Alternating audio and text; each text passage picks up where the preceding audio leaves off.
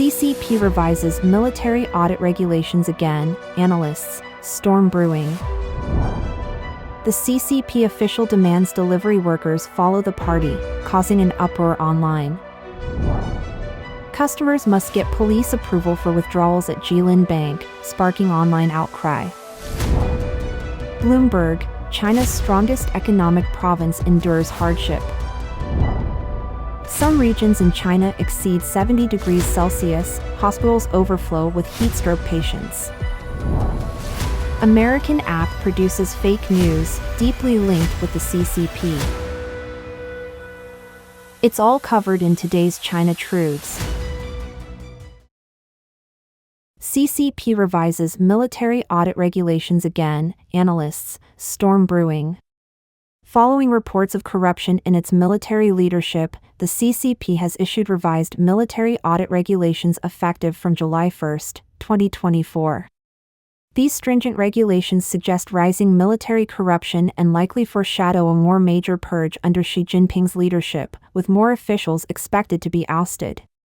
In detail, on June 11, 2024, state media Xinhua reported that the newly revised military audit regulations will further standardize the military's audit operations across 8 chapters and 75 articles, enhancing the political attributes and functions of these audits, and setting up stricter audit discipline requirements.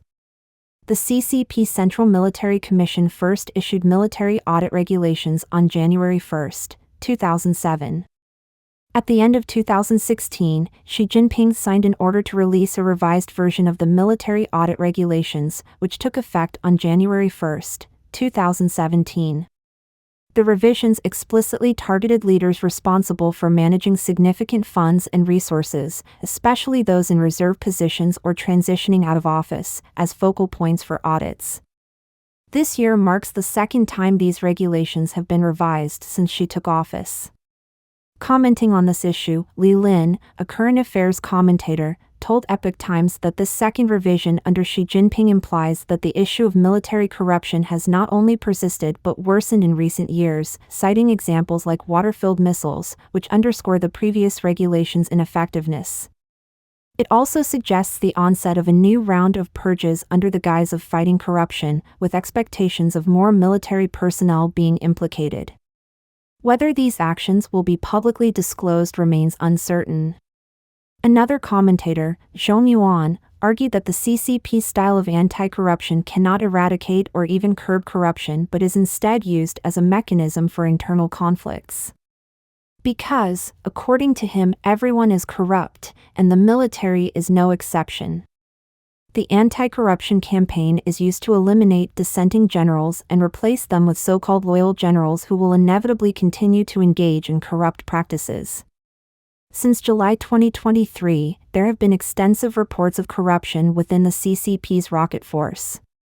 In July of the same year, the military began a retrospective investigation into equipment procurement bidding processes, looking into various misconducts such as ethical breaches, clique formation, personal gain, leaking secrets, and supervisory failures. General Liu Chao, former commander of the rocket force, and several other high-ranking military officials, including Defense Minister Li Shangfu, have been implicated in these scandals, affecting numerous military-industrial leaders. Furthermore, Wu Yanqing, chairman of Aerospace Science and Technology Corporation, Liu Shiquan, chairman of Ordnance Industry Group, and Wang Changqing, deputy general manager of Aerospace Science and Industry Corporation, had their national political advisory positions revoked at the end of last year. Rumors of issues also surfaced regarding Yuan Jia, then chairman of Aerospace Science and Industry Corporation, and Chen Guoying, then general manager of Ordnance Equipment Group. The successors to Yuan Jia and Chen Guoying were revealed in April this year, but there has been no announcement regarding their dismissal, and their current whereabouts are unclear. On January 5 this year, the CCP military newspaper claimed that the military's anti-corruption efforts had achieved overwhelming victory and were comprehensively consolidated. However, the purge of high-level officials in CCP military-owned enterprises continues.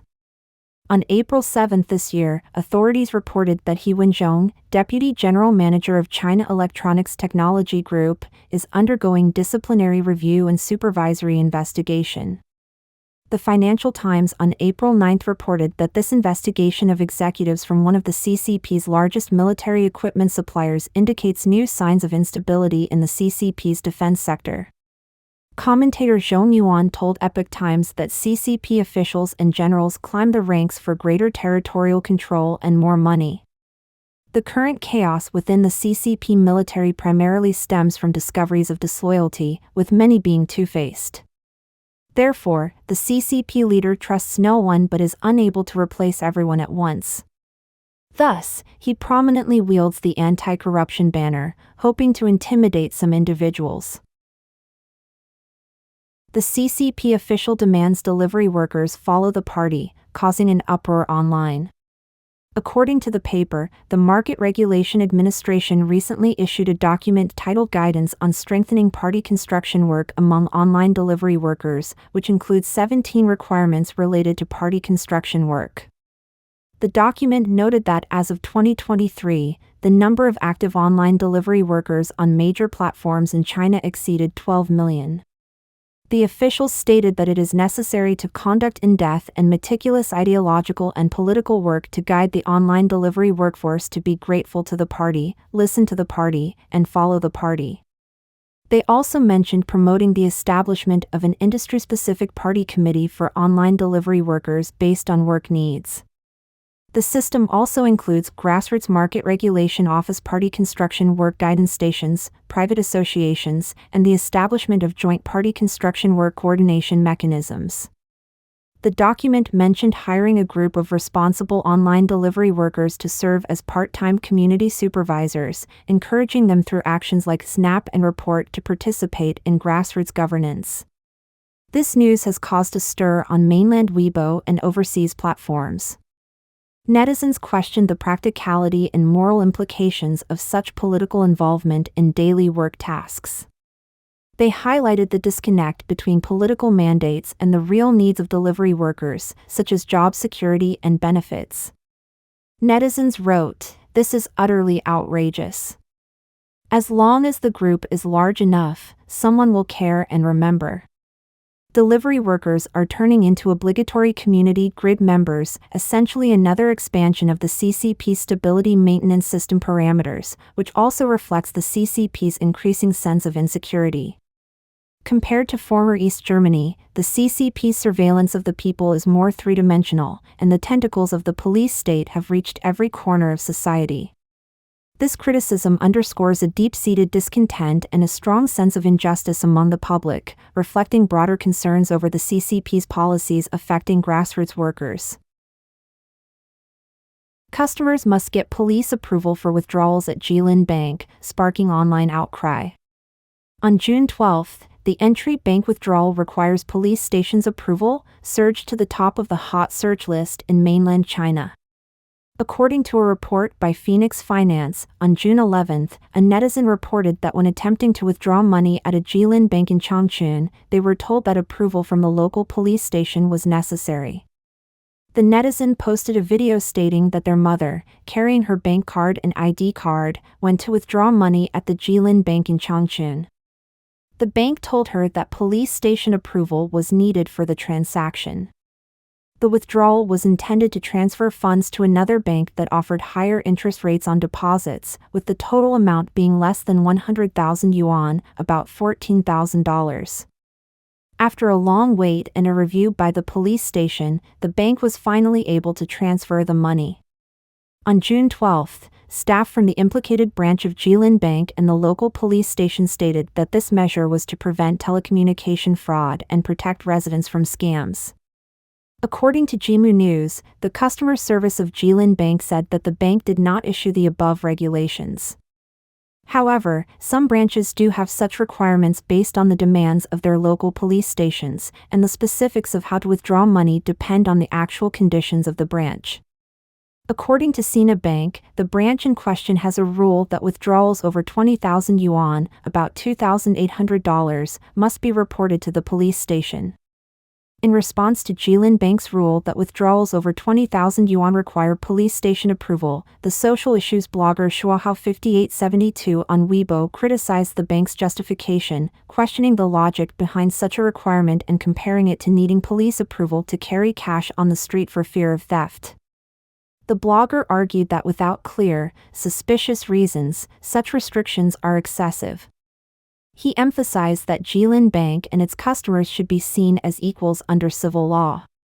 Further, he highlighted that the freedom to manage one's finances is protected under the Civil Code, stressing that substantial justification is required to restrict these rights and that administrative bodies cannot arbitrarily do it under the pretense of the public good.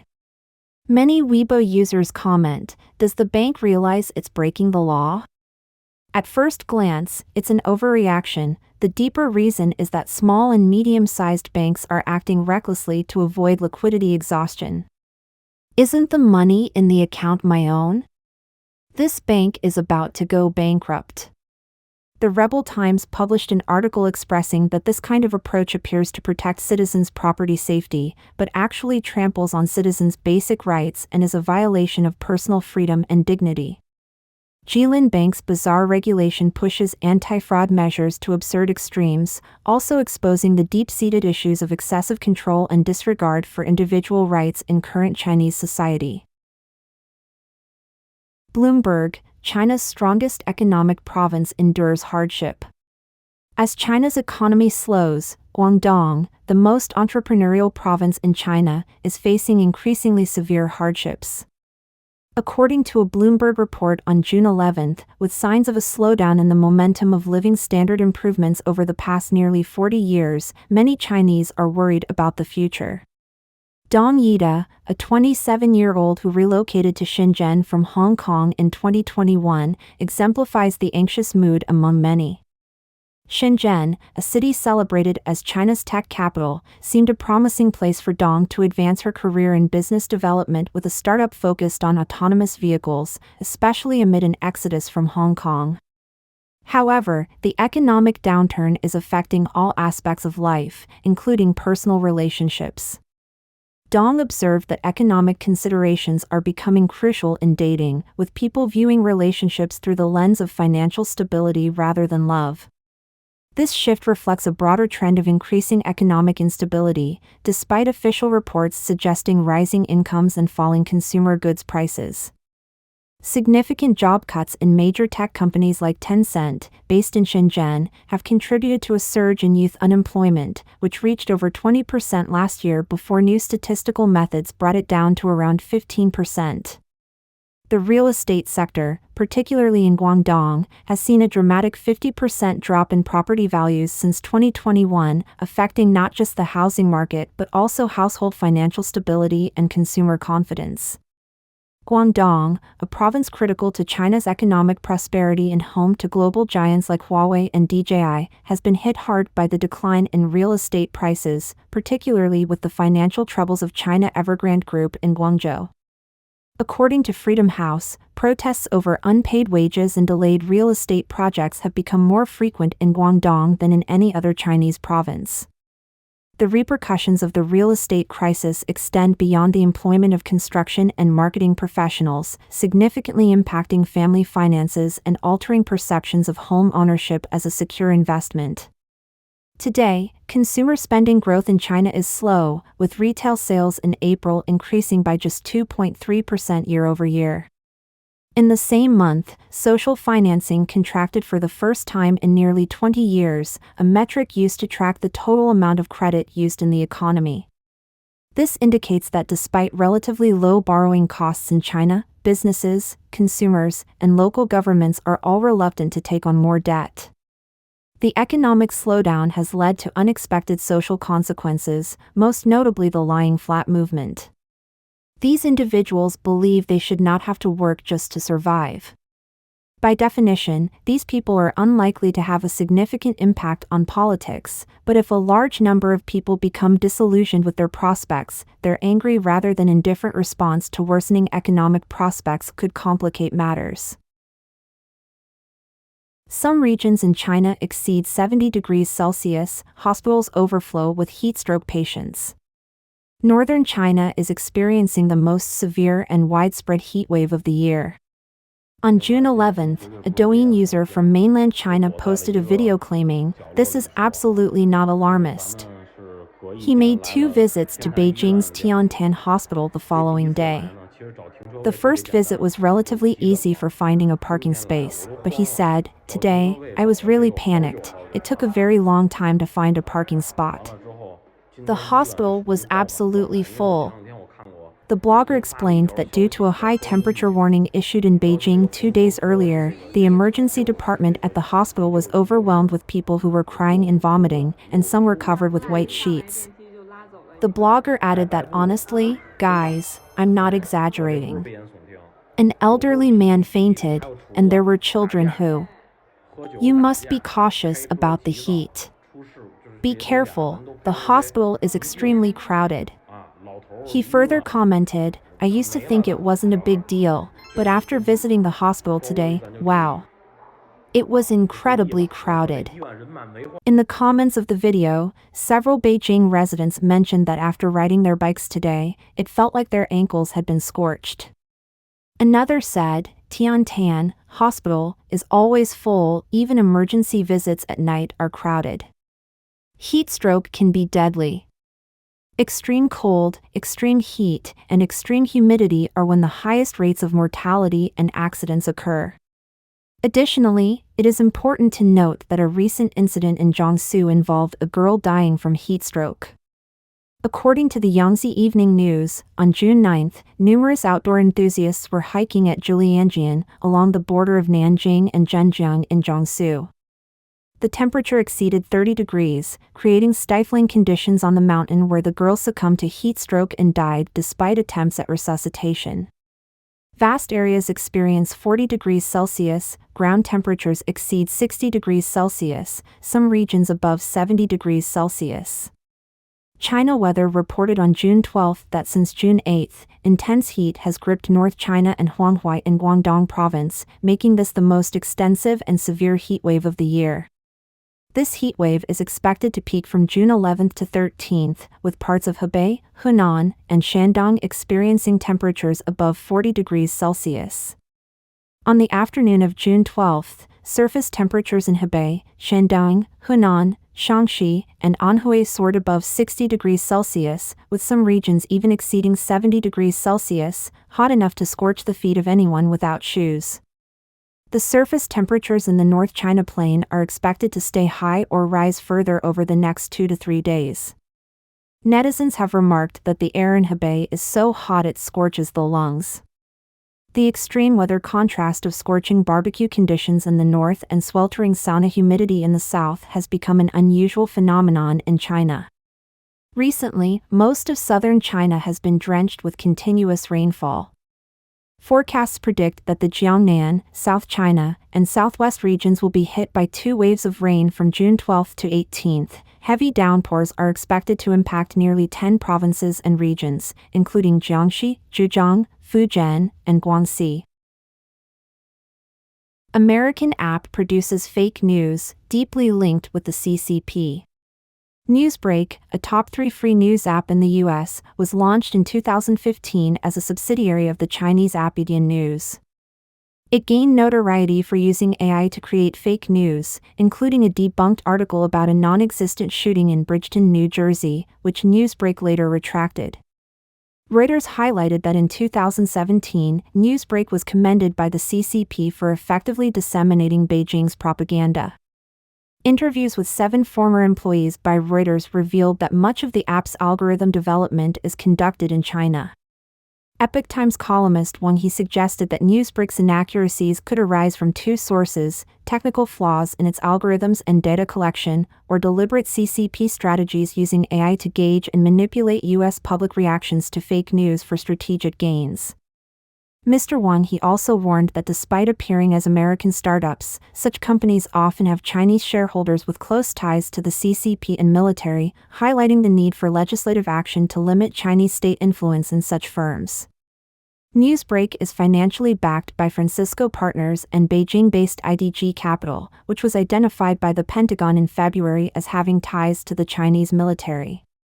Amid growing scrutiny, at least 3 U.S. Congress members have called for a tighter review of Newsbreak.